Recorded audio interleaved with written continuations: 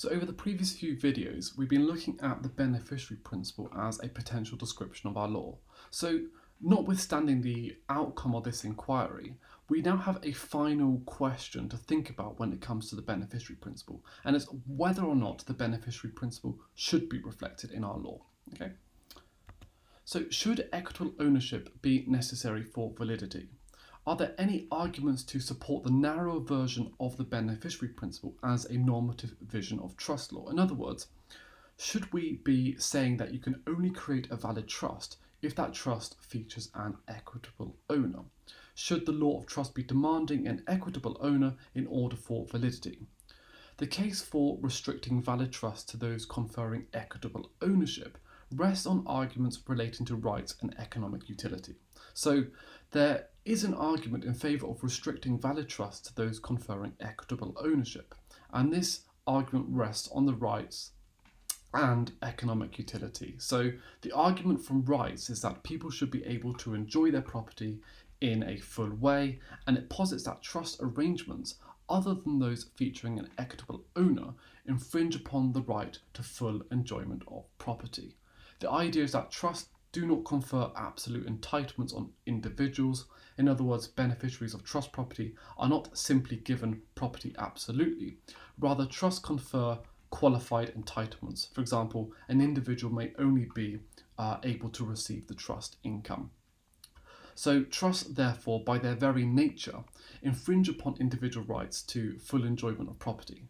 In other words, trusts, by conferring qualified entitlements, infringe upon individuals' rights to full enjoyment of property. But this criticism is, however, avoided by trusts conferring rights on an equitable owner. This is because the equitable owner can avail themselves of the rule in Saunders and Vautier to free themselves from the trust and take the property absolutely to enjoy it as they wish, rather than in the limited way prescribed by the settler. So that is the argument from rights. The argument from economic utility requires that property be exposed to market influences. So this means that the property must be owned by someone with complete liberty over how it is used. So again, when a trust features an equitable owner, the idea is that the equitable owner can wind up the trust and so take the property absolutely and thus expose it to market influence.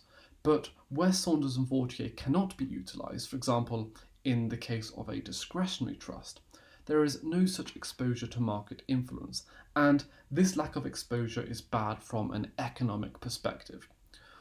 Also, purpose trusts mean that the money can only be spent on that particular purpose and the particular commodities needed to achieve it, and therefore this money would be immune from market influence. So these are the arguments for restricting the universe of valid trusts to trusts featuring an equitable owner. There are, however, countervailing considerations, not least facilitative logic. So there are countervailing considerations that push against the arguments relating to rights and economic utility, and one of them is facilitative logic. And this recognises that the express trust construct exists in order to provide settlers with a legal vehicle to give effect to their wishes. So, in other words, the whole reason why express trusts exist is to allow settlers to do what they want with their property. So the argument from facilitation proposes the universe of valid trusts be as broad as possible in order to provide settlers with a wide range of ways in which they can settle their money. In other words, in order to best give effect to their wishes, whatever those may be. So from this perspective then, the universal valid trust should not be limited in accordance with the narrow version of the beneficiary principle. The argument is that if a settler wishes to create a trust lacking an equitable owner, the law should accommodate that wish. It is felt that a limited trust law would limit the opportunity for settlers to settle their property for a broad range of wishes. Furthermore, if settlers were limited to those with an equitable owner for rights and economic utility, this will restrict other trusts that will have a benefit on society. For example, charitable trusts by definition bring a benefit to society. And there may be other reasons too to reject the narrower version of the beneficiary principle as a normative vision, and to argue that the law of trust should be broader. So, in other words, there is some good reason to hold trusts as valid, even if they do not conform to this equitable ownership model. So, that is a brief explanation, as brief as I can make it, on whether or not equitable ownership should be necessary for validity. Should a proprietary interest be necessary for validity? The wider version of the beneficiary principle is inferior from a rights economic utility perspective, but responds better to facilitative logic. So, this wider version of the beneficiary principle permits trusts to be valid despite the lack of an individual who can wind up the trust and take the property absolutely. So, this beneficiary principle infringes the right to full enjoyment of the property to an extent and insulates property from market influence. On the other hand, this wider version of the beneficiary principle responds better to facilitative logic because, on this wider account of the beneficiary principle, settlers are permitted to create a broader range of trusts, and therefore the settler's desire is better facilitated. So, there are reasons why this version of the beneficiary principle may be thought both superior and inferior to the previous version of the beneficiary principle.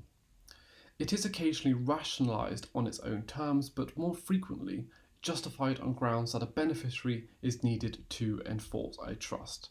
Okay, so it is a fundamental principle of the law of trust that the objects of the trust are people rather than purposes, because there needs to be ascertained or ascertainable beneficiaries who are in a position to enforce the trust. And that was stated by Graham Virgo in the Principles of Equity and Trust. So, although this version of the beneficiary principle is often rationalised and defended on its own terms, people frequently defend it as a normative vision on the grounds that a beneficiary is needed to enforce a trust.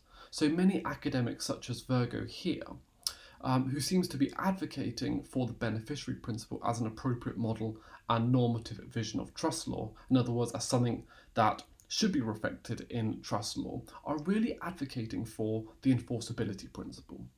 So, in substance, they are not advocating for the beneficiary in and of itself, but advocating for the beneficiary principle because we need enforceability. So, what they are really advocating for is the enforceability principle. So, a lot of people who seem to be advocating for this model, that is the second version of the beneficiary principle, are probably, in substance, advocating instead for the enforceability principle. So the final question then is, should enforceability be necessary for validity? The enforceability principle, while rooted in the idea that trust exists to facilitate settler intent, does not fully express this idea.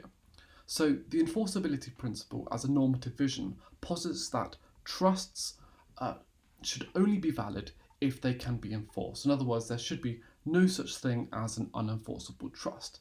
Much like the second version of the beneficiary principle, the enforceability principle does not really respond well to the argument from a rights and economic utility perspective, but it is rooted in facilitative logic. In other words, the idea trust exists in order to facilitate settlers' intent. The enforceability principle would permit a much broader range of trusts to be valid than either version of the beneficiary principle. So facilitation is compromised by the demand for enforceability. This demand captures the thought that an unenforceable trust is an unintelligible concept. So, however, the enforceability principle does not fully facilitate settler intent, for it only permits valid trusts which can be enforced. So there are some limits on the idea of facilitation here. So why do those advocating the enforceability principle wish to compromise facilitation in this way? Well, the limitation on the universal valid trust that can be enforced reflects the thought then that an unenforceable trust is an unintelligible notion. In other words, unenforceable trusts are a concept which simply makes no sense. So the argument goes that a trust involves a legal owner of property holding it entirely for the benefit of another person or purpose to the exclusion of their own personal interests. The argument then is that if the trustee's duties are legally unenforceable against them, in other words, you cannot sue them, then the whole trust structure collapses, as there is nothing stopping the trustees to use the trust property as if it were their own. Hence, those that are advocating for the enforceability principle as a normative value say that a trust should have an enforcer in order for it to be valid. If it doesn't have somebody who can enforce it, then it simply does not make sense. Now, I probably fall on the side of the argument in saying that the enforceability principle is the normative vision of the law, because I think that, facilitative logic is the most powerful. However, there are some commentators that disagree. So Simon Gardner rejects the argument that an unenforceable trust is an unintelligible concept and argues that enforceability should not be necessary for validity. Okay, I'm going to leave it there. I understand that this video was perhaps a little bit more technical than some of the other videos I've done recently, and if you didn't follow it, it's not entirely necessary or important. I just wanted to talk about some of these concepts for some of you who wanted to go into them in a little bit more depth. But if you didn't quite follow along, don't worry too much and just continue watching the rest of the videos on equity and trust and you'll be absolutely fine. But as always, if you have any questions, then please do drop a comment below and I'll get straight back to you. If you enjoyed the video, then make sure you give me a thumbs up and subscribe to my channel. Thank you very much for watching. Goodbye.